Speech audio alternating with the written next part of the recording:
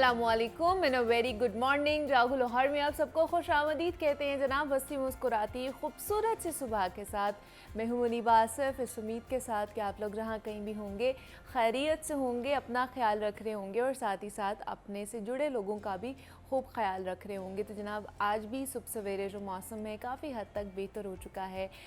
सुबह सुबह ही बादल बरस चुके हैं, तो आज का मौसम भी कैसा रहेगा इस हवाले से भी बात करेंगे। लेकिन अभी अपने प्रोग्राम का आगाज़ करते हैं और आज हमने आगाज़ में बात करनी है मुतालिए के बारे में कि ये एक कौम के लिए कितना ज़रूरी होता है कि अच्छे मुताले से ना सिर्फ़ एक शख्स की ज़िंदगी बेहतर होती है बल्कि एक कौम भी बनती है।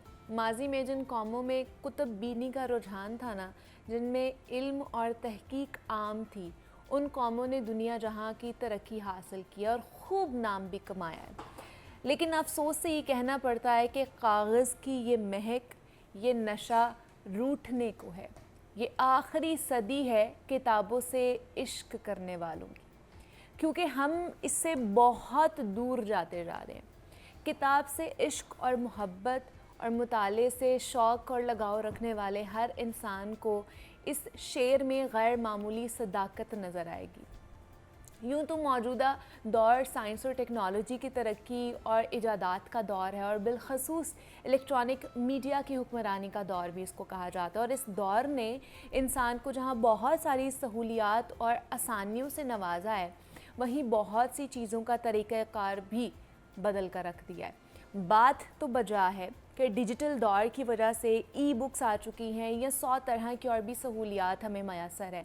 लेकिन अफसोस ये है कि अब जबकि पढ़ना लिखना बहुत आसान हो चुका है, अब भी बहुत से लोग इसको अहमियत नहीं देते हैं।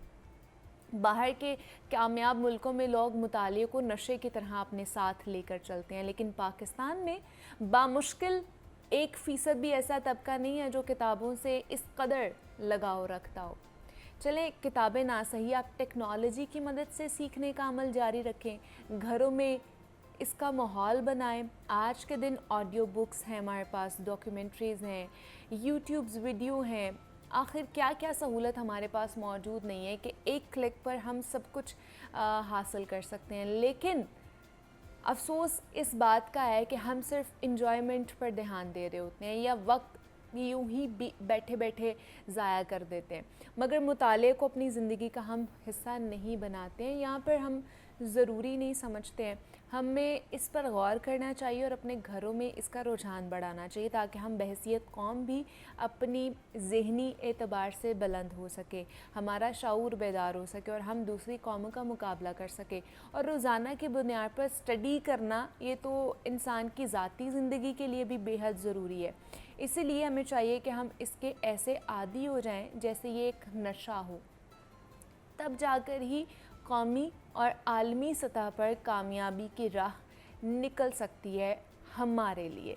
क्योंकि हम डेवलपिंग कंट्री हैं, हम डेवलप्ड कंट्री नहीं हैं। हमें बहुत सारे मसाइल का सामना करना पड़ता है और अभी भी हमें तरक्की हासिल करने के लिए बहुत दहाइयों की ज़रूरत है। और अगर उस वक्त को हम अच्छे तरीके से यूटिलाइज़ नहीं करेंगे, बल्कि इस वक्त को, जिस दौर में हम बैठे हुए हैं, अगर इस चीज़ को हम यूटिलाइज़ नहीं करेंगे अच्छे तरीके से, तो हम बहुत पीछे रह जाएंगे। ऑलरेडी हम 15 से 20 साल या मेरे ख्याल से 30 साल एटलीस्ट हम बाकी दुनिया से पीछे हैं अभी भी।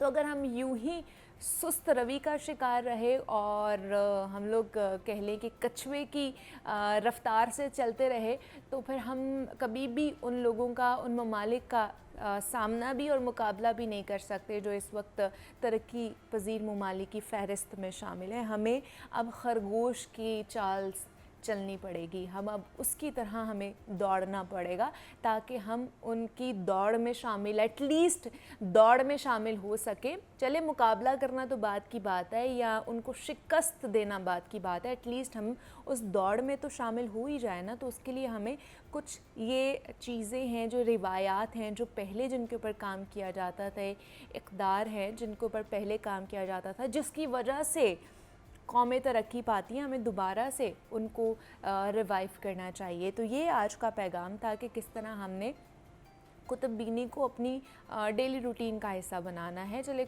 नहीं आप किताब पढ़ना चाहते, आप किसी और चीज़ से कोई डॉक्यूमेंट्री देख लें, कोई ऐसी चीज़ देख लें जिससे आपकी इंफॉर्मेशन में इजाफ़ा हो, आपकी तालीमात में इजाफ़ा हो, आपके इल्म में इजाफ़ा हो, वो ज़्यादा बेहतर है आप लोगों के लिए। तो वो किसी भी मीडियम के थ्रू हो सकता है, ज़रूरी नहीं है कि आप किताब पकड़ कर ही पढ़ रहे हों, आप वो किसी भी मीडियम के थ्रू कर सकते हैं। तो ये आज का हमारा पैगाम था जो हमने आपके साथ शेयर किया है। अब आगे बढ़ते हैं जनाब और कुछ बात कर लेते हैं। नाउम्मीदी से यकीन और फिर कामयाबी तक का सफ़र है। राबिया अली हैं जिन्होंने मिसाल कायम कर दी है। राबिया अली ने दुनिया की बुलंद तरीन मैराथन में ना सिर्फ हिस्सा लिया है बल्कि जीत भी उनका मुकद्दर बनी है। और राबिया ने मैराथन एवरेस्ट में हिस्सा लेकर पाकिस्तान के लिए कामयाबी भी समेटी और गुज़श्ता 30 साल से माउंट एवरेस्ट बेस कैंप पर रेस का इनेकाद होता है और राबिया ने पहली मर्तबा इस रेस में हिस्सा लेकर पाकिस्तान के लिए कामयाबी समेटी है। और ये चैलेंजिंग कितनी थी रेस उनके लिए और किस तरह उन्होंने ये जो डिप्रेशन से नाउम्मीदी का जो सफ़र था वो कामयाबी तक उन्होंने तय किया, वो किस तरह का रहा, इस पर बात करने के लिए राबिया अली ही हमारे साथ स्काइप पर मौजूद हैं। उनसे बात करते हैं। Rabia, thank you so much कि आपने हमें टाइम दिया। वेलकम टू जागो लाहौर। कैसी हैं आप? मैं बिल्कुल ठीक, आप कैसी हैं जी? मैं भी बिल्कुल ठीक ठाक। राबिया, फ़र्स्ट ऑफ़ ऑल तो आपको कॉन्ग्रेचुलेशंस कि आपने ये मैराथन और वो भी इतनी मुश्किल मैराथन आपने उसमें पहले तो हिस्सा लिया, फिर उसमें आपने पोजीशन हासिल की। तो मुझे बताइए कितना चैलेंजिंग था ये आपके लिए, और दूसरा मतलब एक पहाड़ के ऊपर मैराथन हो रही है और उसको जीतना कितना मुश्किल था? ओके, इसमें मैराथन में मेरी थर्ड पोजीशन है अपनी फीमेल कैटेगरी में, इंटरनेशनल फीमेल कैटेगरी में I stand for third position. मुश्किल बहुत था क्योंकि इससे पहले का मेरा कोई ऐसा एक्सपीरियंस नहीं रहा। I am not an athlete, I am not an runner. मेरी ये जिंदगी की पहली बाकायदा रेस थी जिसमें मैंने पार्टिसिपेट किया। आज से पहले मैंने कभी किसी 1 किलोमीटर की रेस में भी पार्टिसिपेशन नहीं की थी। ट्रैक्स के लिए मैं जाती थी, मैंने हाई एल्टीट्यूड ट्रैक्स किए हुए हैं। उसके अलावा मेरा कोई स्पोर्ट्स में इस तरह का एक्सपीरियंस नहीं था, तो मेरे लिए बहुत चैलेंजिंग थी। एल्टीट्यूड वाइज ये सबसे मुश्किल दुनिया की मैराथन समझी जाती है। तो ये सिर्फ एक ये नहीं है कि ट्रेल रन है, this is up hill and down hill both. तो बहुत ज़्यादा चैलेंजिंग थी। वेदर चैलेंजिंग बहुत ज़्यादा हो जाता है वहाँ पे। आपको अगर तबीयत खुदा ना खास्ता ख़राब होगी तो सांस के इशू हो जाते हैं। आपका जो है आपको आपकी बॉडी आपका साथ देना छोड़ देती है।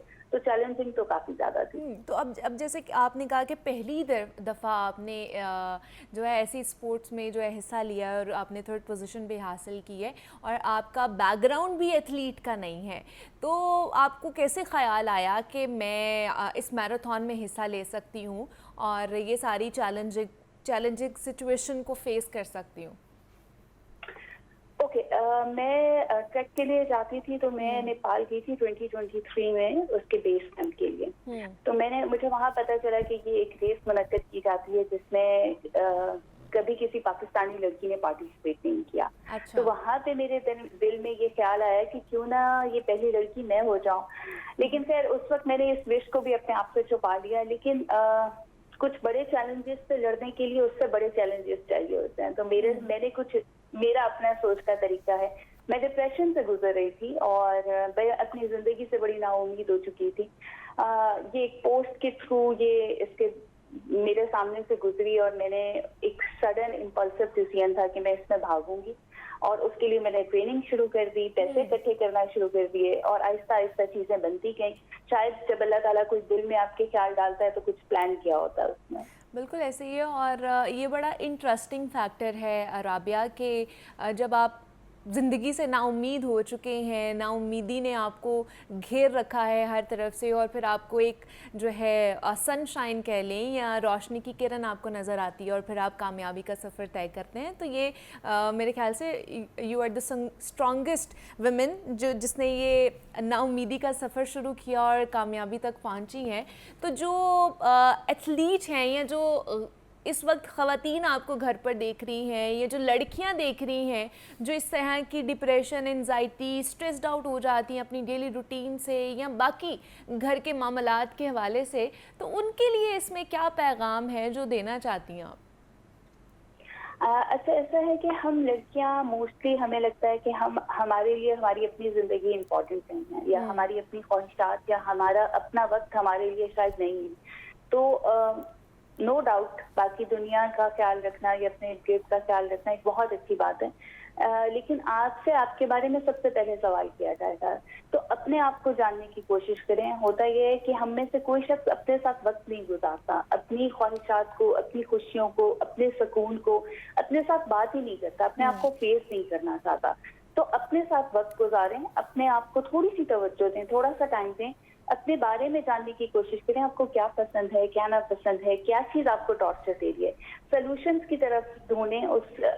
ऐसा होता है डिप्रेशन में कि आप एक लूप होल में फंस जाते हैं, आप अपने आप को विक्टिम समझने लग जाते हैं और आपको लगता है कि सारी दुनिया शायद आपकी दुश्मन है, and there is no hope. मेरा सिर्फ ये पैगाम होगा कि आप, होप तब भी होती है, सिर्फ आप विक्टिम ही नहीं होते। सिंपैथी गेन के चक्कर में मत फंसें, उस लूप होल से आपने निकलना है। अगर आप उस लूप होल से निकल नहीं पाएंगे तो आप अगला कदम नहीं उठा पाएंगे। तो ये एक बहुत मुश्किल स्टेप होता है, इसको रियलाइज करना, इसको जानना और फिर इस पे काम करना, इसको एक्सेप्ट करना। तो मेरा ख्याल है अगर ये 2-3 चीजें अपने ऊपर काम कर लें तो आसान हो जाएंगी चीजें। तो थोड़ा सा इस रेस के बारे में, मैराथन के बारे में मैं जानना चाहूँगी, कितने दिन की यह मैराथन थी और आगे भी क्या आप इस तरह की मैराथन में हिस्सा लेंगी? ओके, बिल्कुल इरादा है कि इस तरह की स्पोर्ट्स का हिस्सा बनते रहा जाना चाहिए। और इंटरेस्टिंग चीज़ है, बहुत इंटरेस्टिंग फैक्टर है इस मैराथन का। दुनिया में सिर्फ 3 ऐसी रेसेस होती हैं जहाँ पे, जिसकी स्टार्टिंग लाइन में आप 12 से 14 दिनों में पहुंचते हैं और फिनिशिंग लाइन में आपने कुछ घंटों में पहुंचना होता है। अच्छा। तो इसकी ये बड़ी इंटरेस्टिंग बात है कि आपका लुकला से ट्रैक स्टार्ट होता है और एवरेस्ट बेस कैंप तक आपने जाना है, जिसमें आपको 12 से 14 दिन लग जाते हैं मिनिमम टाइम। और आपने जब अपनी रेस स्टार्ट कर दी है तो आपने फिनिशिंग लाइन में 10 आवर्स में पहुंचना है, जिसको मैंने कंप्लीट किया था। अपनी कट आउट टाइम होता है, उसके बाद आप रेस से बाहर हो जाते हैं, तो वो 10 आवर्स होता है। तो विच आई completed less than in 2 hours। तो बहुत इंटरेस्टिंग है। आप बहुत लंबा अरसा लोगों से कनेक्टेड रहते हैं क्योंकि आप उनके साथ ट्रैक कर रहे होते हैं। उसमें वो सारे रनर्स होते हैं जो एथलीट होते हैं, जो मुख्तलिफ ममालिक से आए होते हैं। जब आप उनकी पेस देखते हैं, उनकी स्पीड देखते हैं, उनका रिकॉर्ड देखते हैं, आपको पावर भी मिलती है। आप थोड़े से शर्मिंदा भी होते हैं कि यार मैं आज तक अपनी जिंदगी में क्या कर रहा था। बड़ी इंटरेस्टिंग आई थिंक ये मैराथन है, और अगर कोई एक्सपीरियंस कर सकता है तो उसे ज़रूर करना चाहिए। इंटरेस्टिंग भी है लेकिन काफ़ी मुश्किल भी है ये मैराथन, जिस तरह आप बता रही हैं कि जब आप स्टार्ट करते हैं तो आपको 14 से 15 दिन भी लग सकते हैं, काफ़ी दिन लग सकते हैं, और वापस आते हुए आपको उससे कम वक्त चाहिए होता है। तो जब आप जा रही थी तो उस वक्त वहाँ पर मौसम कैसा था, वेदर कंडीशन कैसी थी, उससे किस तरह कोप अप किया जाता है, क्या क्या चीज़ें साथ लेकर जानी पड़ती हैं? ओके, अगर मैं बात करूँ नेपाल की, तो वहाँ पे इंफ्रास्ट्रक्चर बहुत बेहतर है हमसे। वहाँ पे टी हाउसेज हैं, वहाँ पे आपको रात में एक बेड मिल जाता है। आपको स्लीपिंग बैग्स रखने होते हैं, डाउन जैकेट्स रखनी होती हैं, गर्म कपड़े भी चाहिए और बहुत पतले कपड़े भी चाहिए क्योंकि जब आपने ट्रैक करना है तो बहुत सख्त गर्मी होती है। तो चीज़ें आसान नहीं होती वहाँ पे भी। ट्रैक के दौरान मौसम इस दफ़ा बहुत, जिस तरह पूरी दुनिया में वेदर चेंज आ रहा है, मानसून जल्दी स्टार्ट हो गया था, जिसकी वजह से बहुत सारे लोगों ने रास्ते में ही क्विट कर दिया था। बहुत सारे लोग इसकी स्टार्टिंग लाइन पे नहीं पहुंच सकते क्योंकि रास्ते में अगर तबीयत खराब होती है 12 दिन के अंदर, एल्टीट्यूड की सिकनेस हो जाती है लोगों को, क्लाइमेटाइज नहीं सही तरह कर सकते, तो बहुत सारी प्रॉब्लम्स का सामना करना पड़ता है। तो ये एक मेरा ख्याल है मेन प्रॉब्लम सामने आ रही थी। तो जिस तरह आप बता रही हैं कि क्लाइमेट पहले देखते हैं, वहाँ पे वेदर कंडीशन पहले वहाँ पे देखी जाती है, बिकॉज यहाँ पे तो बहुत ही गर्मी पड़ रही थी, तो वहाँ पर नॉर्मल सिचुएशन क्या थी? अच्छा, वहाँ पे नॉर्मली आपका सुबह में वेदर जो है वो 10 से लेकर 15 के दरमियान रहता है, रात में माइनस में चला जाता है। अच्छा। नहीं, इंटरेस्टिंग चीज़ ये है कि पिछले कई सालों से 29 मई को मुनक़िद की जाती है नेपाल में ऑन एवरेस्ट डे, जो आज से कई साल पहले जिस दिन पहली दफा एवरेस्ट पीक को सर किया गया था। तो एवरेस्ट डे के नाम से ये तेंजिन हलवी के गांव में इसका मुनक्किद फिनिशिंग लाइन उनके गांव में आके खत्म होती है। तो इसका इनेकाद हर साल 29 मई को होता है, चाहे उस दिन बारिश हो, बर्फबारी हो या धूप हो, कुछ भी हो, आपने उसी वेदर कंडीशन में भागना होता है। Oh wow. अच्छा, दूसरा मुझे बताइए कि ये सारा जितना भी इसका खर्चा था, जितनी भी कॉस्ट आई, वो सारी आपने खुद बेयर की या किसी ने स्पॉन्सर किया था? नहीं, वो मैंने सारी कुछ दिया की, क्योंकि जब आप एक एथलीट नहीं होते और अगर आप एक्सपेक्ट कैसे कर सकते हैं कि कोई आपको स्पॉन्सर करेगा, उसकी भी एक जर्नी है कि मैं एक लंबा अर्सा अपनी जिंदगी का हाउस वाइफ रही और इस पैशन के लिए मैंने कमाना भी शुरू कर दिया। अच्छा। तो पैसे कमाना, अपनी बॉडी को ट्रेन करना, अपने मेंटल बैरियर्स को ब्रेक करना, तो it was a whole journey, interesting journey. आज मैं बहुत खुशी बता रही हूँ, लेकिन जब गुजर रही थी तो बहुत तकलीफों से भी गुजरी। बिल्कुल ऐसी है, बहुत सी तकलीफ़ें होती हैं, लेकिन फिर भी उसको अपनी हंसी के पीछे आपको जो है छुपाना पड़ता है। लेकिन जब आप वापस आई पाकिस्तान में तो किस तरह का फीडबैक मिला, किस तरह की सपोर्ट मिली, और आपको क्या लगता है कि यहाँ पर भी इस तरह की मैराथन होनी चाहिए, और किस तरह की फैसिलिटीज़ जो है ना वो हमारी एथलीट को मिलनी चाहिए यहाँ पर? ओके, कोई प्रॉपर इदारे होने चाहिए जहाँ पे अगर कोई इंडिविजुअली भी कुछ कर रहा हो तो वो वहाँ पे इन्फॉर्म कर सके। मोस्टली ऐसा होता है कि हमें ये भी नहीं पता होता कि हमने अगर कोई नेशनल रिकॉर्ड सेट किया है या हमने कुछ किया है तो हमने उसको रजिस्टर कहाँ कराना है, उस न्यूज को ब्रेक कहाँ करना है। थैंक्स टू मीडिया तो हमें सामने ले आता है और हमें हेल्प आउट करता है। अदरवाइज कोई मुझे ऐसे इदारे, कोई ऐसी साइट्स नजर नहीं आई। मैंने इस पे काम भी किया था, शायद या तो मौजूद है और मैं नहीं देख सकी। दूसरा, पाकिस्तान में ऐसे जरूर होने चाहिए, ऐसे इवेंट्स जरूर होने चाहिए। हमारे ट्रेल्स बहुत खूबसूरत हैं, ज्यादा एडवेंचरस हैं, हमारे लोग ज्यादा हेल्प करते हैं, हमारा वेदर, हमारी conditions are far more amazing than the other world, क्योंकि हमारे पास दुनिया की 4 बड़ी पीक्स हैं, 8,000 अबव, और उनके ट्रैक्स हैं, उनके ट्रेल्स हैं, बहुत खूबसूरत झीलें हैं, हमारे लैंडस्केप बहुत हसीन है। तो अगर हम पाकिस्तान में ये सब मुनक्किद करते हैं, ना सिर्फ इकोनॉमी को फर्क पड़ेगा, बल्कि हमारे अपने जो लोकल बच्चे और बच्चियां हैं जो पैसों की कमी के बायस कुछ बड़ा नहीं कर सकते, उनको बहुत मौके मिलेंगे। तो पाकिस्तान में ऐसा जरूर होना चाहिए और हम इसके लिए काम भी करने की कोशिश करेंगे। लेकिन ख़ास तौर पर ख़वातीन के लिए, ख़वातीन को मोटिवेट करने के लिए आपको लगता है कि पाकिस्तान में क्या करना चाहिए जहाँ पर ख़वातीन ख़ुद को कह लें कि इस तरह की जो मेंटल डिसऑर्डर्स या फिर मेंटल कंडीशन होती हैं उसका ज़्यादा शिकार हो रही होती हैं, तो उनको मोटिवेट करने के लिए हमें क्या चीज़ें जो है उसके इनिशिएटिव्स लेने चाहिए? सपोर्ट सिस्टम अच्छा करें। हमारे यहाँ प्रॉब्लम ये है कि खवातीन ही खवातीन को आगे बढ़ता देखना नहीं चाहती। अगर आपका एक स्टीरियोटाइप माइंड है या ब्रेन है जिसमें आपने जिंदगी में शादी करनी है, बच्चे पैदा करने हैं, या अगर आपने कैरियर भी बना लिया, तो हमारे यहाँ लाइफ में सिर्फ इन चीजों को इम्पोर्टेंस दी जाती है। Extra curricular activities, sports, exercise, कुछ भी ऐसा जो है हम उसको अपनी उसमें ऐड नहीं करते, तो जिसकी वजह से बड़ा प्रॉब्लम हो जाता है। सही है। तो आप क्या पैगाम क्या देना चाहेंगी ख़ास तौर पर उन लड़कियों को जो इस वक्त आपको देख रही हैं? देखिए, मेरा पैगाम ये होगा कि अपने ऊपर काम करें, अपने आप को टाइम दें, अपने साथ मोहब्बत करना सीखें, अपने आप को माफ करना सीखें, अपने आप को एक ह्यूमन बीइंग की तरह ट्रीट करें, अपने किसी प्यारे दोस्त की तरह ट्रीट करें, अपनी लाडली औलाद की तरह ट्रीट करें, जिसको आप अपनी जिंदगी में होता है कि हम अपने साथ बड़े सख्त हो जाते हैं, अपने आप को माफ नहीं करना चाहते, हम एक्सेप्ट नहीं करते अपना फेलियर। हम चाहते हैं कि हम परफेक्ट ह्यूमन बीइंग बनना चाहते हैं। There is nothing like perfection, दुनिया में कुछ परफेक्ट नहीं है। तो मेरा ख्याल से कि अगर आप अपने ऊपर थोड़ा थोड़ा काम करेंगे, पहले अपने आप को माफ करेंगे और अपने ऊपर काम करना शुरू करेंगे, तो चीज़ें आसान हो जाएंगी। बिल्कुल ऐसे ही है जनाब, जब आप अपने ऊपर एतमाद रखते हैं, ट्रस्ट रखते हैं, तो आप कुछ भी हासिल कर सकते हैं, कोई भी चीज़ पर मुश्किल नहीं रहती है। हमारे साथ राबिया अली मौजूद थी। Rabia, thank you so much कि आपने हमें ज्वाइन किया और अपनी जर्नी के बारे में हमारे साथ डिस्कशन की। नाउम्मीदी से यकीन और फिर यकीन से कामयाबी तक का जो सफ़र राबिया ने तय किया है, वो सारी जर्नी हमने आपके सामने रखी है कि कुछ भी मुश्किल नहीं है अगर आप कुछ करने के लिए सोचते सोचते हैं या ठान लेते हैं तो फिर आप कुछ भी कर गुजरते हैं, फिर कोई भी फेज़ आपके लिए चैलेंजिंग नहीं रहता है। तो यहाँ पर एक ब्रेक लेनी है हमने, ब्रेक से वापस आएंगे तो मज़ीद आपसे बात करेंगे।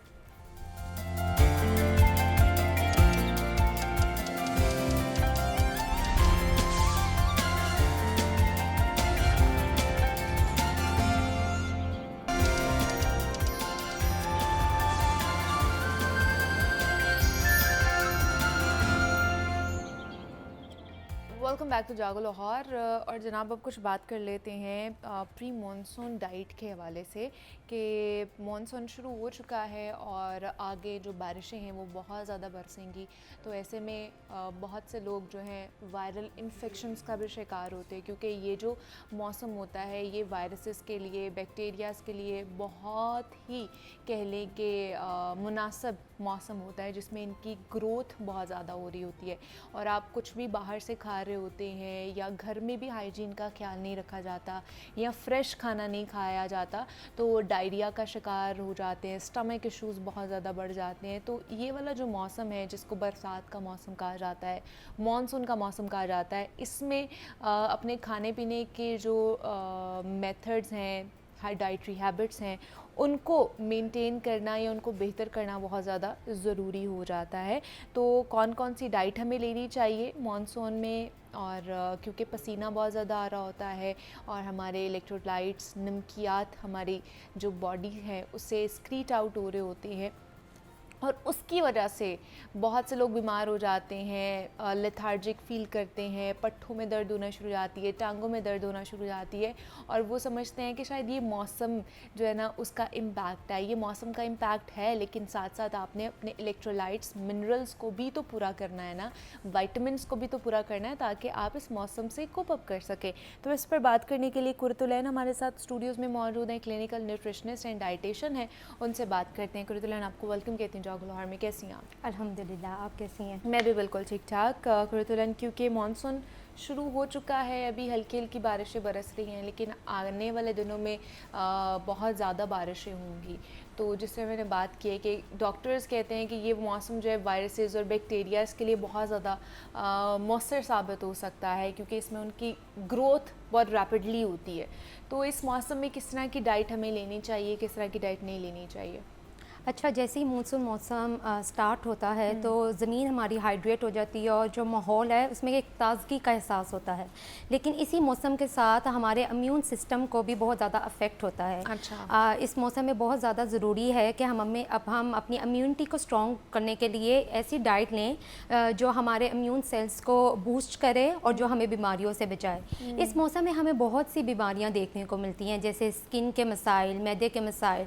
तो बहुत ज़्यादा ज़रूरी है कि हम ऐसी डाइट लें जो हमारी सेहत के लिए फ़ायदेमंद हो और जो हमारे इम्यूनिटी सिस्टम को स्ट्रॉन्ग करे। अच्छा। अब हम इम्यूनिटी की बात करेंगे तो बहुत ज़्यादा ज़रूरी है कि हम वो फूड्स लें जो इन्फेक्शन से लड़ें, जिसमें हम मौसमी फल, मौसमी सब्ज़ियाँ, अदरक, लहसुन, हल्दी, अच्छा। बादाम, ये सब चीज़ें ऐसी हैं जो हमें इम्यूनिटी से लड़ने में बहुत ज़्यादा फ़ायदेमंद साबित होती हैं। अच्छा। अगर हम मौसमी सब्ज़ियों की बात करें तो इस मौसम में करेले, भिंडी, खीरे, लौकी वो सब्जियां हैं जो बाज़ार में बहुत ईज़िली अवेलेबल है। हाँ। और कहते हैं कि इस मौसम में वो सब्जियों का इस्तेमाल करना चाहिए जिनकी आउटर स्किन को हम रिमूव करके इस्तेमाल करें। अच्छा। क्योंकि इसमें टेम्परेचर मौसम में ज़्यादा होता है और नमी भी बहुत ज़्यादा होती है, तो फूड कंटेमिनेशन के चांसेस ज़्यादा हो जाते हैं। इस तरह बैक्टीरियल फॉर्मेशन के चांसेस बहुत ज़्यादा होते हैं। तो हम स्किन को रिमूव कर दें और फिर सब्जियों का इस्तेमाल करें,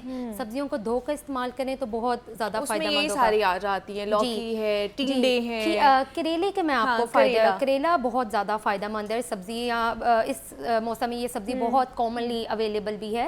करेले हमारे बॉडी को डिटॉक्सिफाई करते हैं, हमारे ब्लड को साफ करते हैं। जी, लेकिन अगर आप उसको खाने में भी इस्तेमाल कर रहे हैं तो वो बहुत ज़्यादा फ़ायदेमंद है। इसकी ये प्रॉपर्टी कि ये खून को साफ़ करती है, बॉडी को डिटॉक्सिफाई करती है, ये हमारे इम्यून सिस्टम को स्ट्रॉन्ग करती है। इसी तरह मैंने हल्दी की बात की। हल्दी हल्दी में एंटी इन्फ्लामेटरी प्रॉपर्टीज़ है, एंटीऑक्सीडेंट है। अगर आप उसको दूध में ऐड करके इस्तेमाल कर लें या आप उसको अपने खाने में, अपने सालन में इस्तेमाल करें तो वो भी एंटी इन्फ्लामेटरी की प्रॉपर्टीज़ देती है। इसके अलावा बादाम जो प्रोटीन, जिंक और हेल्दी फैट से भरपूर हैं, बादाम हमारे लिए बहुत ज़्यादा फ़ायदेमंद है। फिर हम मौसमी फलों की बात करते हैं, आम है, चेरी, आरू, खुबानी, पपीता, ये तमाम जो फल हैं ये हमारी क़ुव्वत मुदाफ़त को बढ़ाते हैं और हमारे मैदे के मसाइल को भी हल करते हैं, हमारे हाजमे को दुरुस्त करने में बहुत ज़्यादा कारआमद साबित होते हैं। अच्छा, अब आपने बात की अदरक की भी। जी जी। तो अदरक के अंदर क्या क्या ऐसी चीज़ें हैं और उसका इंटेक भी हम लोग ख़ास तौर पर जब हंडिया बन रही होती है तभी कर रहे होते हैं और इतना ज़्यादा नहीं करते, थोड़ा सा करते हैं, तो उसकी भी वही हमें न्यूट्रिशन मिल जाती है। जी जी, वहाँ से भी हमें मिल जाती है। उसमें एंटी इन्फ्लामेटरी प्रॉपर्टीज़ हैं, एंटीऑक्सीडेंट प्रॉपर्टीज़ हैं जो हमारी बॉडी से टॉक्सिन्स को रिमूव करता है। तो खाने में तो हम उसका इस्तेमाल कर ही रहे हैं। इसके अलावा आप जिंजर लेमन टी पी सकते हैं, काढ़े की फॉर्म में उसको ले सकते हैं। पानी लें, उसमें थोड़ा सा आप अदरक ऐड करें, चाय में भी तो हम डालते हैं, चाय में डाल सकते हैं, थोड़ा सा साथ सिनेमन ऐड करें तो ये बहुत ज़्यादा एक हेल्दी ड्रिंक बन जाएगी जो हमारी बॉडी से टॉक्सिन्स को भी रिमूव करेगी, हमारी इम्यून सिस्टम को भी स्ट्रॉन्ग करेगी, इम्यूनिटी को भी स्ट्रॉन्ग करेगी। तो ये वो चीज़ें हैं जो हमें इस मौसम में ख़ास तौर पर इस्तेमाल करना चाहिए। लेकिन फिर इसकी क्वांटिटी कितनी होनी चाहिए? बेशक हम वो सब्जियां खा रहे हैं या फिर फ्रूट्स का इंटेक कर रहे हैं तो अच्छा, सब्जियां तो हम जितनी ज़्यादा खाएं, रॉ सैलेड खा लें या आप कुक्ड फॉर्म में भी खा रहे हैं तो सारा रॉ सैलेड खाएं, उनको अच्छी तरह वॉश कर लें तो वो हमारे लिए फ़ायदेमंद है। फ्रूट्स के मामले में हम थोड़ी मॉडरेशन का ख्याल रखते हैं क्योंकि फ्रूट्स में शुगर, नेचुरल शुगर होती है। अगर आप उसको ज़्यादा क्वांटिटी में खाना शुरू कर देंगे तो वो ऑब्वियसली आपके शुगर लेवल्स को एकदम से बूस्ट कर देंगे। और कुछ लोग क्या करते हैं कि वो फ्रूट्स का as a whole fruit use नहीं करते, उनके जूसेस बना के पीना शुरू कर देते हैं जिनसे उनके शुगर लेवल्स एकदम से स्पाइक अप कर जाते हैं, तो जो कि नहीं ठीक। अगर आपने लेना है तो आप होल फ्रूट लें और एक वक्त में एक फ्रूट लें। और वैसे तो हम छिलके समेत फ्रूट खाना को प्रेफर करते हैं, लेकिन क्योंकि मैंने पहले बताया कि इस मौसम में क्योंकि फूड कंटेमिनेशन का ख़तरा होता है या बैक्टीरियल ग्रोथ का बहुत ज़्यादा ख़तरा होता है, तो इसमें हम कहेंगे कि इस मौसम में आप एक तो अच्छी तरह उसको वॉश करें और उसके बाद उसको छिलके रिमूव करके आप फ्रूट का कंज्यूम करें। अगर आप जूसेस लेना चाहते हैं तो आप डाइल्यूट फॉर्म में जूस लें। लेकिन इस मौसम में ज़्यादातर खाना खाने का दिल नहीं कर रहा होता है जी। मील्स लेने का दिल नहीं कर रहा होता। यही होता है कि या तो आप किसी लिक्विड का, जूस का, मिल्क शेक का इस्तेमाल कर लें, कोई मशरूब पी लें या कोई हल्का फुल्का सा स्नैक खा लें। प्रॉपर मील नहीं हमसे खाया जा रहा था, गर्मी बहुत ज़्यादा होती है तो उसमें फिर हम पूरा दिन ऐसी क्या चीज़ें इंटेक करें जिससे हमारी, चले अगर हम पूरा प्रॉपर मील नहीं भी खा रहे हैं, रोटी, सालन, चावल नहीं भी खा रहे हैं, तो उसके मुतबादिल ऐसी चीज़ें हम लोग खा लें कि हमारी न्यूट्रिशन डेफिशिएंसी ना हो। अच्छा, उसमें हम फिर हेल्दी स्नैकिंग की बात करते हैं। हेल्दी स्नैकिंग में कॉर्न आ जाता है, भुट्टा, वो आजकल बहुत इजीली अवेलेबल है। आप कॉर्न ले सकते हैं, आप ओट्स ले सकते हैं, ओट का सीरियल बना लें, योगर्ट ऐड करें, ओट्स ऐड करें और ऊपर कुछ फ्रूट ऐड करें, बनाना, चेरी और मैंगो, जो भी आप ऐड करना चाहें। इस तरह से आप ओट्स सीरियल ले सकते हैं। उसके अलावा चना चाट बहुत ज़्यादा हेल्दी ऑप्शन है। अच्छा। उसमें आप खीरा ऐड कर लें, प्याज ऐड कर लें और एक कोई फ्रूट ऐड कर लें तो ये एक बहुत ज़्यादा अच्छी हेल्दी एक स्नैक हो जाएगा। इसके अलावा अगर हम बात करें तो ग्रिल्ड चिकन हो सकता है। आप चिकन को मैरिनेट करके उसको ग्रिल कर लें, उसमें ऑयल भी नहीं इतना यूज़ होता और लो कैलोरिक एक मील आपका हो जाएगा। फिर बात आ जाती है ड्रिंक्स की, क्योंकि गर्मी है और वाकई बार बार दिल करता है कि हम कोई ना कोई ड्रिंक लेते रहें। तो इसमें इमली और आलू बुखारे का जो शरबत है वो बहुत ज़्यादा बेनिफिशियल है। अच्छा। वो गर्मी की तासीर को भी ख़त्म करता है और इसके अलावा एक न्यूट्रिशनल ड्रिंक है। आप पानी लें, उसमें आलू बुखारा और इमली ऐड करें, अगर शक्कर ऐड करना चाहते हैं या हनी ऐड करना चाहते हैं तो वो बहुत ज़्यादा हेल्दी है। अच्छा। फिर हम जूसेस की अगर बात करें, जैसे मैंने पहले कहा, तो आरू का जूस, खुबानी का जूस, इसी तरह आप आम का जूस भी बना सकते हैं, लेकिन आपने उसमें पानी की क्वांटिटी ज़्यादा रखनी है और फ्रूट आपने थोड़ा ऐड करना है। फिर चीनी ना ऐड करें, आप उसकी जगह हनी या थोड़ा सा शक्कर या काला नमक ऐड कर लें। अच्छा। तो ये बहुत अच्छी ऑप्शन हो सकती है। ठीक है। अच्छा, फिर जोड़ों के जिनको मर्ज होता है उनके लिए बहुत ज़्यादा अच्छी ऑप्शन है कि आप वो हल्दी वाला दूध पी लें। अच्छा। नीम गर्म दूध में आप हल्दी डालें तो वो दूध भी, उसमें कैल्शियम भी है और हल्दी में एंटी इन्फ्लामेटरी प्रॉपर्टीज़ हैं। हाँ। और इसके इसके अलावा साफ़्रॉन का जो दूध होता है वो बहुत ज़्यादा बेनिफिशियल है। साफ़्रॉन में नेचुरल डिजीज़ फाइटिंग केमिकल्स होते हैं जो आपको बीमारियों से रोकते हैं,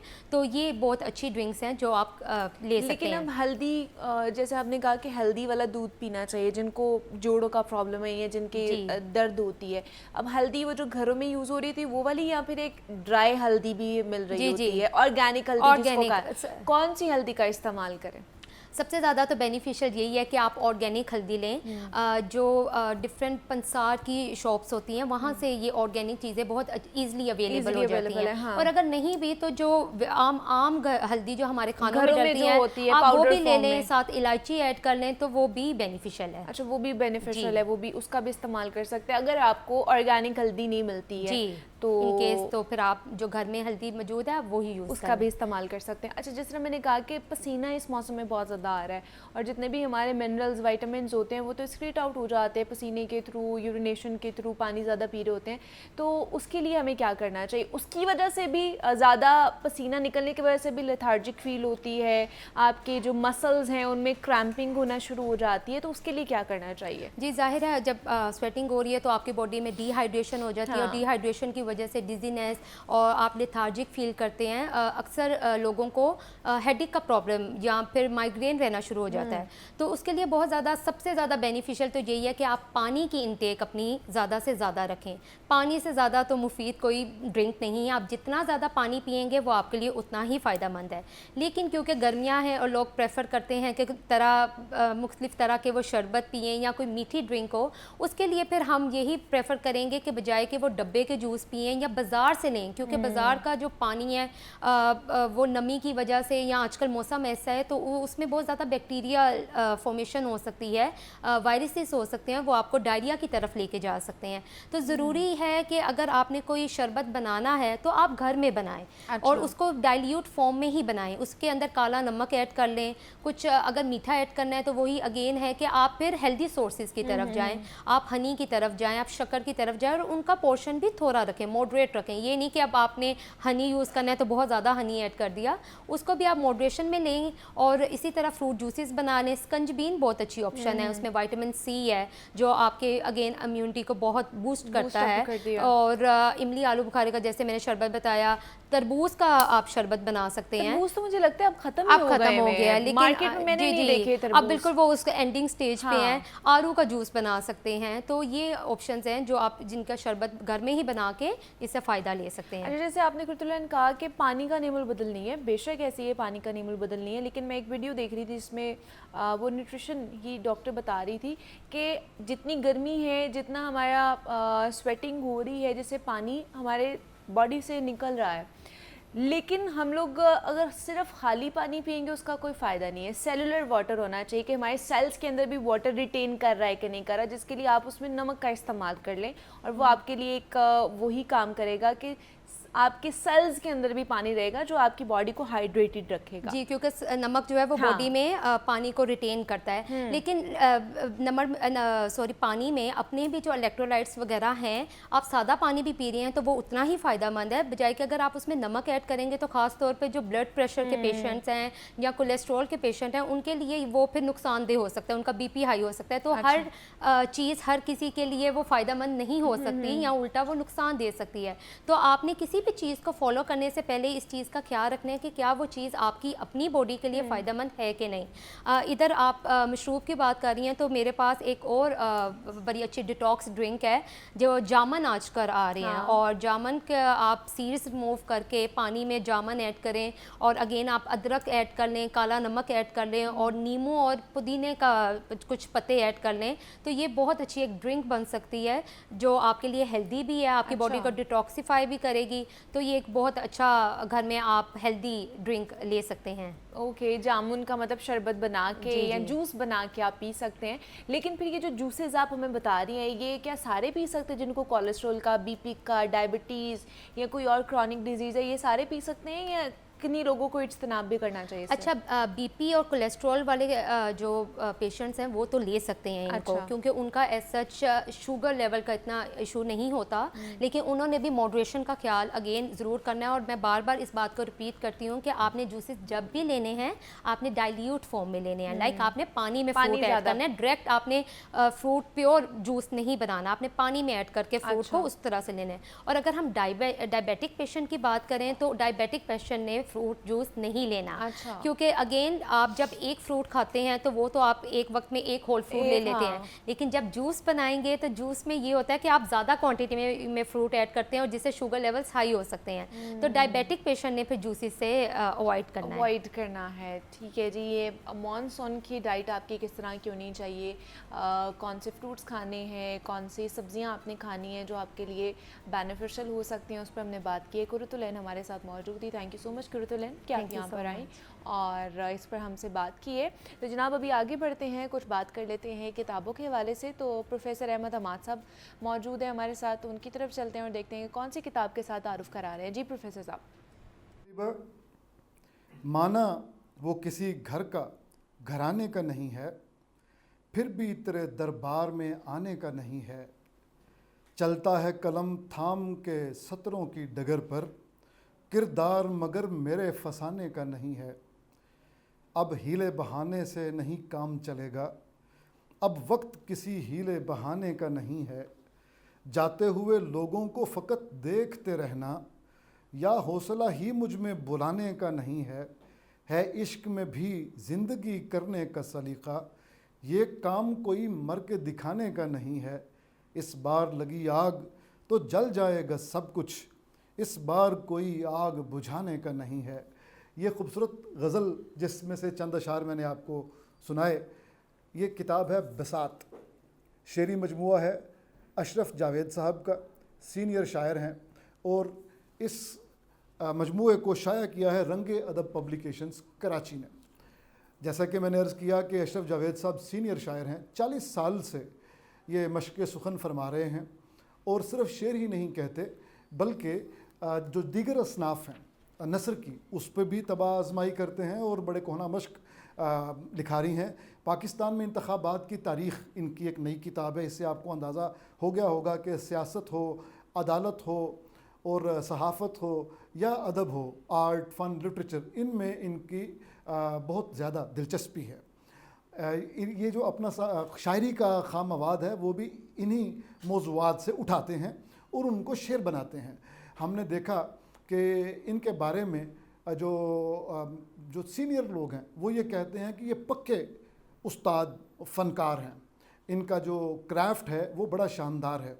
मैंने बड़े ज़ौक़ से पढ़ा इनको तो 3-4 बातें मैंने भी आइडेंटिफाई की। जो क्राफ्ट के आदमी हैं वो बाज़-औक़ात क्राफ्ट में इतने खुब जाते हैं कि जो फितरी रस होता है, जो क्रिएटिव पल्प या पोइटिक पल्प होता है, वो कहीं ख़राब होने लगता है। लेकिन इनके यहाँ ऐसा नहीं हुआ, क्योंकि हम देखते हैं कि पाँव जो लफ्ज़ है उसको पाँवों के बजाय पाँव बांधना चाहिए, लेकिन उन्होंने पाँवों बांधा हुआ है, यही चलन था, कोई बात नहीं। और इसी तरह अलिफ बाज़-औक़ात गिर जाता है और आप जानते हैं कि जितने भी सीनियर और हसास शुआराए कराम हैं वो कहते हैं कि अलिफ नहीं गिरना चाहिए। तो इनके यहाँ ये अगर आ जाता है तो इसमें भी कोई मसला नहीं है। हर सच्चे फ़नकार के साथ ये मसला होता है, वो अपनी जो लहर में लिखता चला जाता है और ये मसाइल बाज़-औक़ात रह जाते हैं। लेकिन चूँकि ये सीनियर शायर हैं, उस्ताद शायर हैं, तो इनके पास ज़ाहिर है ये काम है इसकी कोई ना कोई दलील होगी। बहरहाल मैंने ये देखा कि इनकी शायरी में मुख्तलिफ़ मौज़ूआत पे अशार हैं। न सिर्फ ये बल्कि ये कि मैं हमेशा ये देखता हूँ कि पिछले 40 साल से जो शख्स भी लिख रहा है या पिछले 30 साल से, क्या उसने ज़फ़र इकबाल साहब का या लिसानी तश्कीलात का या जदीद गज़ल जिस रंग में लिखी गई है, जैसे कि पाबंदियों से आज़ाद हुई नज़्म भी, गज़ल ने भी आज़ाद होने की कोशिश की, क्या उसके असरात उन साहिब पे हुए जो 3 या 4 दहाइयों से मशक़ सुखन फरमा रहे हैं। तो इसी आईने में या इसी रोशनी में मैंने अशरफ जावेद साहब को भी समझने की कोशिश की। तो इनके यहाँ मुझे बड़ी एक अच्छी चीज़ लगी, वो ये है कि ये रिवायत के साथ जुड़े हुए हैं। इनके यहाँ आपको गालिब भी मिलेंगे और पूरी एक गज़ल नज़र गालिब है, फिर मीर भी मिलेंगे जिनकी तर्ज़ पर ये अपनी हयात गुजारना चाहते हैं। फिर फैज़ भी मिलेंगे, फ़राज भी मिलेंगे और उनकी ज़मीनों में अशार भी मिलेंगे।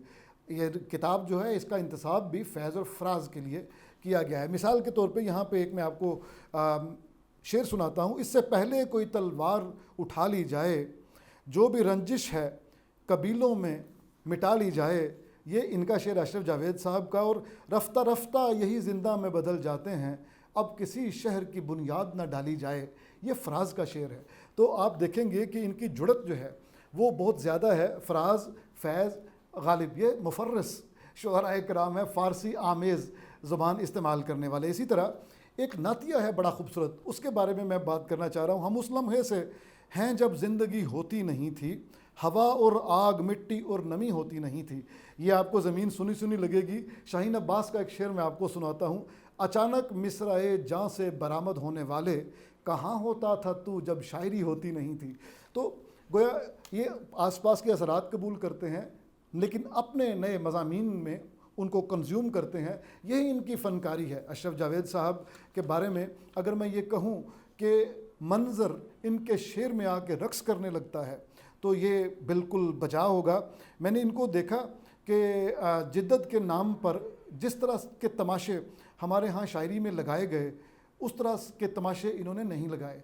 तो ऐसे कोहना मश्क शुअराए किराम जो हैं वो हमारे दरमियान एक नेमत होते हैं और नए लोगों को चाहिए कि इनसे सीखा करें। प्रोफेसर अहमद हमाद साहब हमारे साथ मौजूद थे। अहमद साहब बहुत शुक्रिया। यहाँ पे ब्रेक लेते हैं, मिलते हैं इस ब्रेक के बाद।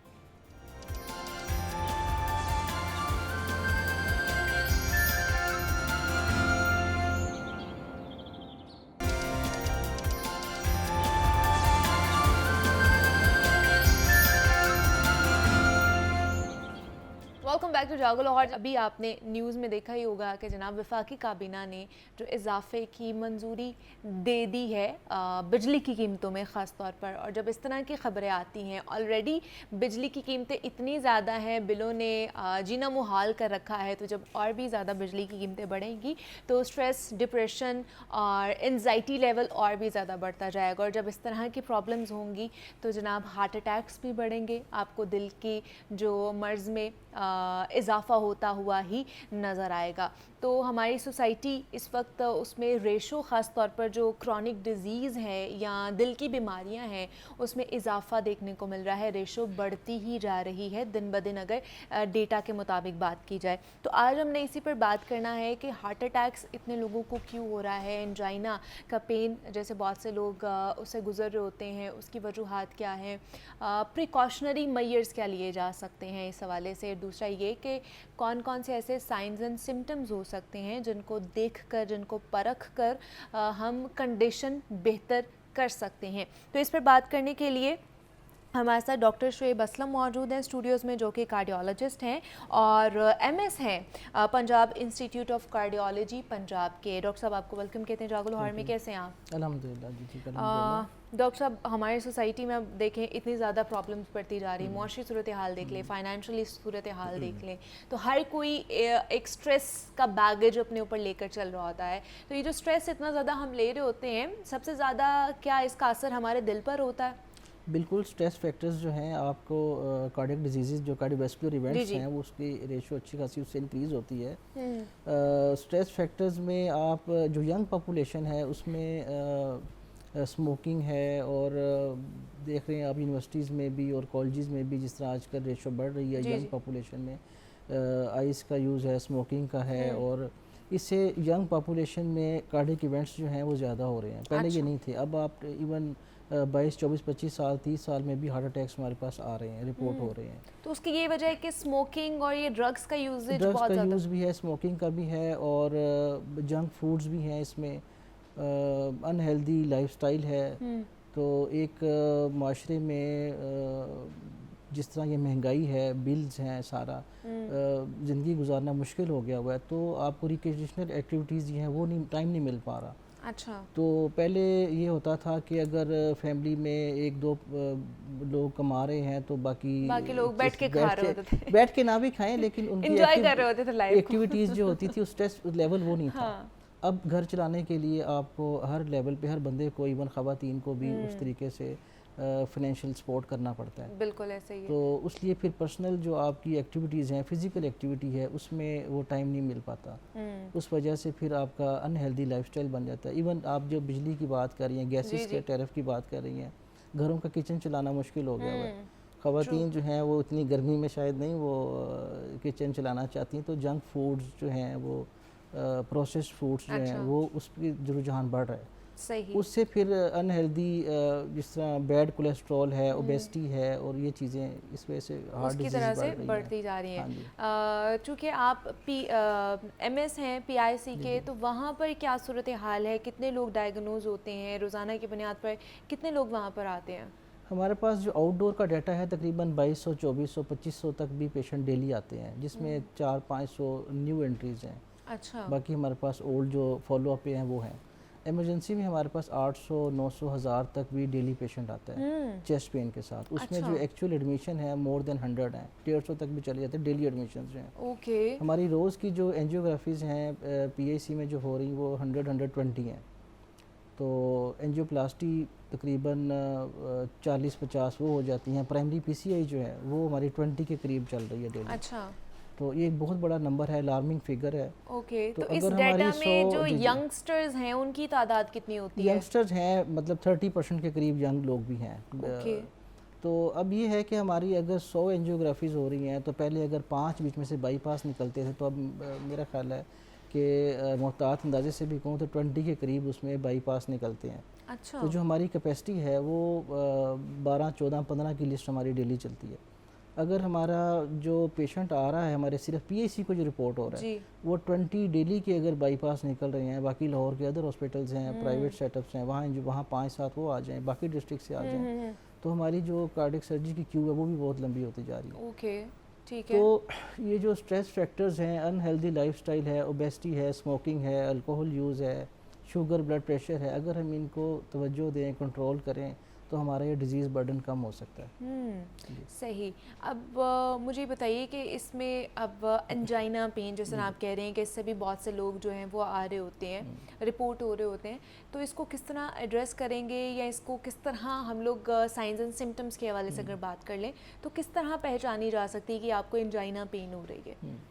एंजाइना पेन जो है वो एक्सर्शनल एंजाइना होता है, अनस्टेबल एंजाइना, टाइप्स होती हैं डिफरेंट इसकी। अच्छा। अगर चलने फिरने से, थोड़ी एक्सर्शन करने से सांस फूलता हो, लेफ़्ट साइड पे छाती में तकलीफ़ होती हो, वो रेडिएट होती हो लेफ़्ट शोल्डर में, जॉ में, नेक में, तो और घबराहट के साथ पसीने हों, तो ये एंजाइना की एक है। अगर इसकी सिवियरिटी ज़्यादा है और रेस्ट पे भी है तो उसको इमीडिएटली उसको अप्रोच करना चाहिए डॉक्टर को। हार्ट अटैक भी हो सकता है, स्वेटिंग हो, वॉमिटिंग हो। तो बाज़ का चेस्ट पेन नहीं भी होती, डायबिटिक्स जैसे हैं तो उनको सिर्फ घबराहट और पसीना होता है, तो उसको भी इग्नोर नहीं करना चाहिए। बाज़ औक़ात मैदे की तकलीफ़ महसूस होती है, लोग स्टमक की वैसे इंजेक्शन लगवा लेते हैं, मेडिसिन खा लेते हैं, शायद ये मैदे की तकलीफ़ ना हो, लेकिन वो हार्ट अटैक एक्चुअली होता है और उससे भी काफ़ी लोग जो है मिसडायग्नोज होकर उनकी कैजुअलिटीज़ भी होती हैं। ठीक है। और उनमें भी यही डाइटरी हैबिट्स पाई जा रही होती हैं जिनमें ये एंजाइना का पेन होता है जो हमने बात की है जिसमें? डेफिनेटली हाँ जी, उनमें भी यही डाइटरी हैबिट्स होती हैं। ओवरऑल हमारा मेजॉरिटी आजकल उसी डगर पे चल रही है, वही डाइटरी हैबिट्स चल रही हैं। प्रोसेस्ड मीट चल रहा है ज़्यादा, और ये जो पिज़्ज़ाज़, बर्गर्स और ये बेकरी आइटम्स जो हैं, ये इस सारी चीज़ें इसमें शामिल हैं। तो इसमें फिर क्या फौरी तौर पर डॉक्टर को रिपोर्ट करना चाहिए या उससे पहले भी हम कोई प्रिकॉशनरी मेजर्स घर में ले सकते हैं? घर में प्रिकॉशनरी मेजर्स मेरा नहीं ख्याल कि कोई टोटके ऐसे इस्तेमाल करने चाहिए। जैसे ही अगर ऐसी सिम्टम्स हो तो फौरी तौर पे अपने करीबी डॉक्टर को रिपोर्ट करना चाहिए। इमीडिएटली जो उसके डायग्नोस्टिक टेस्ट हैं वो करवाने चाहिए, एटलीस्ट ECG करवानी चाहिए, तो करीबी डॉक्टर के पहले लाजमी मिल लेना चाहिए। उसके बाद अगर वो रिकमेंड करें तो कार्डियोलॉजी स्पेशलाइज्ड इंस्टीट्यूट में भी जाना चाहिए। तो अच्छा, अगर आपको एंजाइना पेन हो जाती है तो आपके क्या चांसेस बढ़ जाते हैं कि हार्ट फेलियर की तरफ या फिर आपको हार्ट अटैक भी हो सकता है? अगर वो एंजाइना स्टेबल चल रहा है और कंटिन्यूस है, क्रोनिक वो हो जाता है, तो उसमें हार्ट फेलियर के चांसेस बढ़ जाते हैं। अच्छा। दिल के पट्टे कमज़ोर होना शुरू हो जाते हैं आहिस्ते आहिस्ते। ज़ाहिर है उसको दिल को जो मखसूस मकदार में ऑक्सीजन चाहिए ब्लड के रास्ते वो नहीं पहुंचता, तो दिल के पट्टे कमज़ोर होना शुरू हो जाते हैं, तो हार्ट फेलियर की तरफ जाता है। ठीक है। और अगर उसमें अटैक हो जाए तो जो शरियान उन दिल के पट्टों को ऑक्सीजन ब्लड सप्लाई कर रही है डेफिनेटली वो उस साइड के जो दिल के पट्टे हैं वो भी कमज़ोर होंगे, वो भी हार्ट फेलियर की तरफ लेके जाएंगे। वो भी तो हार्ट इमीडिएटली हाँ, ये इसमें मतलब ये नहीं कि वेट करें या टोटके करें या किसी स्पेशलाइज बंदे के पास जाना चाहिए, बिल्कुल ऐसा ही है। मैं अक्सर देखता हूँ उधर प्रोग्राम्स चल रहे होते हैं कि जी आपको अगर हार्ट अटैक है तो आप ये मैन्यूवर करें, ये मैन्यूवर करें, ये चीज़ खा लें, वो दांत के नीचे रख लें, वो चबा लें, थोम चबा लें, अदरक चबा लें। तो मेरा नहीं ख्याल कि ऐसे अपनी ज़िंदगी के साथ तजर्बा करना चाहिए, फौरी तौर पे एक्सपर्ट को दिखाना चाहिए, दिखा देना चाहिए। अच्छा, अगर डॉक्टर साहब अगर किसी बंदे को एक दफ़ा हार्ट अटैक हुआ है तो क्या चांसेस हैं कि उसको दोबारा हार्ट अटैक हो सकता है? दोबारा ज़्यादा चांसेस हैं, दोबारा ज़्यादा हाँ, चांसेस हैं कि उसको सेकंड अटैक हो सकता क्योंकि वो प्रोन टू डिजीज़ है, उसकी हैबिट्स प्रोन टू हैं, जो रिस्क फैक्टर हैं, अगर वो उसको मॉडिफाई नहीं करता, प्रॉपर मेडिकेशन नहीं करता, और तो डेफिनेटली उसमें चांसेस ज़्यादा हैं। फैमिली हिस्ट्री भी इसमें होती है। अच्छा, कि अगर पॉजिटिव फैमिली हिस्ट्री है, आपके ख़ानदान में एक बीमारी चल रही है तो वो तो पहले ही ज़्यादा चांस पे है, हाई रिस्क पॉपुलेशन है वो। अच्छा, दूसरा कहते हैं कि जो लोग चेन स्मोकर होते हैं, जो कि स्मोकिंग ज़्यादा कर रहे होते हैं, उनमें भी चांसेस ज़्यादा होते हैं। डेफिनेटली चेन स्मोकर्स जो हैं, स्मोकिंग अकेली है, चेन स्मोकर्स में बहुत ज़्यादा चांसेस हैं। तो जाहिर है अगर देखें ये चीज़ें कोरिलेट करती हैं, जो चेन स्मोकर है उसमें स्ट्रेस फैक्टर भी ज़्यादा होंगे, उसमें अनहेल्दी लाइफस्टाइल भी ज़्यादा हो, जाहिर है वो एक्टिव लाइफस्टाइल नहीं गुजार रहा। तो ये वेब ऑफ कॉजेशन होता है, मल्टीपल जो रीजंस हैं वो सारी एक दूसरे से मिलके फिर ये चेन बनाती हैं। अब तो चलें सिगरेट है, अब सिगरेट की भी न्यू कह लें कि इन्वेंशंस आ चुकी हैं, ई सिगरेट आ चुका है, वेपिंग आ चुका है, क्या वो भी इसी तरह कॉज कर रहा होता है या? एक्चुअली वही पॉपुलेशन है ना जो उधर से उधर शिफ्ट हुई हाँ है। जी, पॉपुलेशन तो वही है, लेकिन वो भी उतना ही खतरनाक है जितना सिगरेट है। हार्ट रेट इससे बढ़ता है। अगर किसी पेशेंट को एंजाइना चल रहा है और वो वेप से उसको हार्ट रेट बढ़ता है तो ऑक्सीजन डिमांड बढ़ेगी हार्ट की, तो उससे फिर ये इवेंट ज़्यादा होने का चांस। क्योंकि हमारे यहाँ पे जवाब ये दिया जाता ना कि हमने स्मोकिंग क्विट कर ली, हमने सिगरेट पीना बंद कर दिया, हम वेपिंग पे चले गए हैं। तो वेपिंग इतनी हार्मफुल नहीं है जितना सिगरेट हार्मफुल वेपिंग की है। अभी तक उस तरीके से कोई रिसर्च आई नहीं है, लेकिन डेफिनेटली वेपिंग जो है वो भी इसी तरह का रिस्क फैक्टर ही है। वो भी आपकी जो कॉम्प्लिकेशंस है उसको बढ़ा सकते हैं। तो बाईपास का जैसे आपने बात की कि अब पहले 5% होते थे, तो अब 20 जो पेशेंट है उनका बाईपास जो है डायग्नोज हो रहा होता है। तो वो कौन सी स्टेज होती है जिस पे अब आप लोग कर लेते हैं कि अब इस बंदे का बाईपास होना है? जाहिर है एक बंदा जो कार्डियक डिजीज़ के साथ आया है, उसकी एंजियोग्राफी हुई है, हाँ।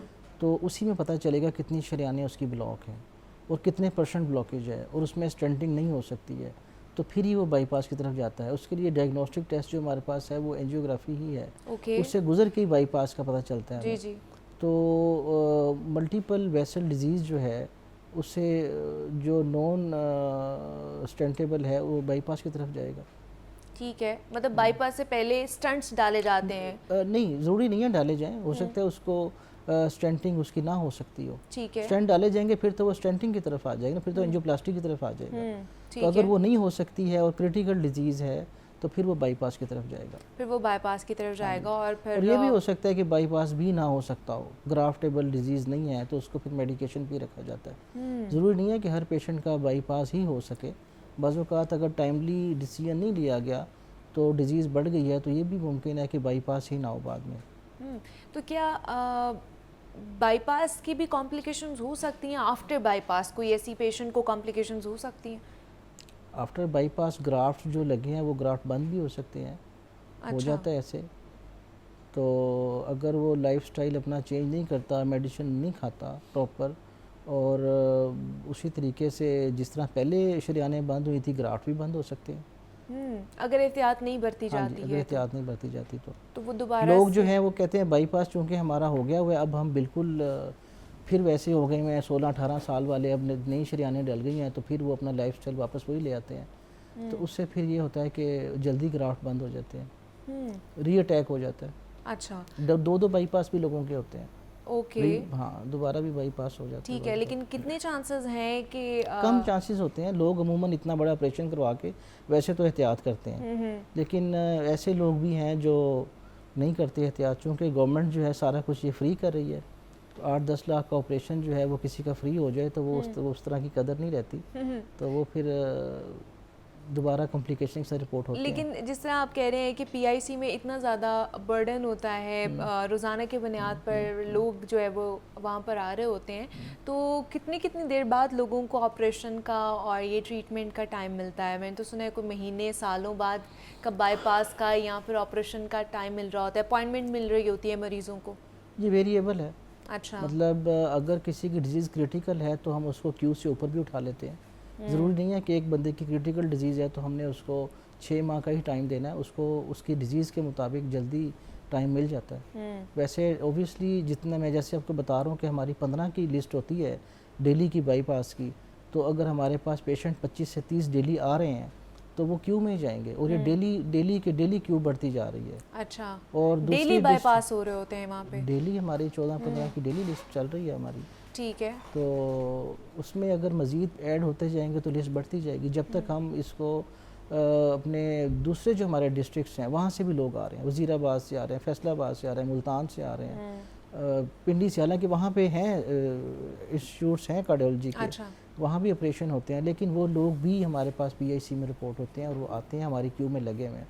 फिर ये भी होता है कि एक शख्स है, एक पेशेंट है, अगर उसने मुल्तान में वो लिस्ट में है तो हमारे पास भी वो लिस्ट में एनरोल हो जाता है। ये भी लोगों ने किया हुआ है, 3-3 जगहों पे एनरोलमेंट उनकी हुई हुई है, जहाँ पे पहले आपका नंबर आ जाए, जहाँ पे पहले नंबर आ जाए। तो सेंट्रलाइज क्यों होनी चाहिए एक, जिसमें ताकि डुप्लीकेशन ना हो, ये भी होना चाहिए। फिर हमें ओबियसली थिएटर्स बढ़ाने पड़ेंगे, ये अच्छा। हाँ जी, हमें मैन पावर थिएटर्स जो हैं वो बढ़ाने पड़ेंगे, इस तरफ आना पड़ेगा। तो अभी पीआईसी के पास कितने 9 थिएटर हैं हमारे पास, जो कि हमारे फुल कैपेसिटी पे चल रहे हैं, ऑक्यूपाइड होते हैं हर टाइम। हाँ जी। तो मतलब हमें मैन पावर बढ़ाने की ज़रूरत है, हमें स्पेशलाइज्ड बंदों की ज़रूरत है, और कैपेसिटी बढ़ाने की भी हमें ज़रूरत है, और इस तरह के और भी हमें हॉस्पिटल्स चाहिए ताकि इस बर्डन को हम लोग डिवाइड कर सकें। हमारे साथ डॉक्टर शुएब असलम मौजूद थे। डॉक्टर साहब, थैंक यू सो मच कि आप यहाँ पर आए, और हम बात कर रहे थे हार्ट अटैक के हवाले से कि इसमें क्यों इतना ज़्यादा इजाफा होता जा रहा है। तो इसी नोट पर मुझे इजाज़त दीजिए, अपना ख्याल रखिएगा, अल्लाह हाफ़िज़।